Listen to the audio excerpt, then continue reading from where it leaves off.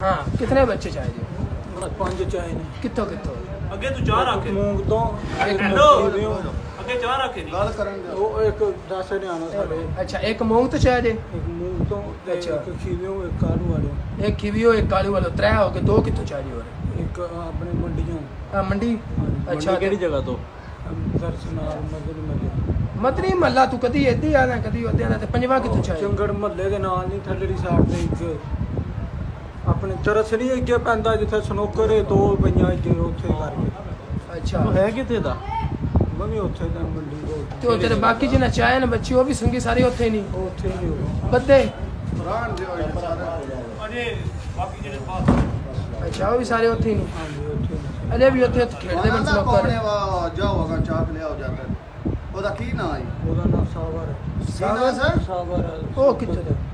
कित्थों दे? मंडी बहुत दिन दा सावर ना हो। सावल की ना पैदा सावर सावर साबर अच्छा बोल थोड़ा जा सावर ओसा की वा ए चाक ले आओ जाकर वो साथ कौन 1 लाख दे बेच दे हो? वो बेचदा जो पठाना नु 1 लाख 2 लाख 2 लाख दे 2 करोड़ दे जिन्ने जिन्ने दे बेच के हां बेच के जिन्ने दे पंजी आए या इथे ना का बात है यार।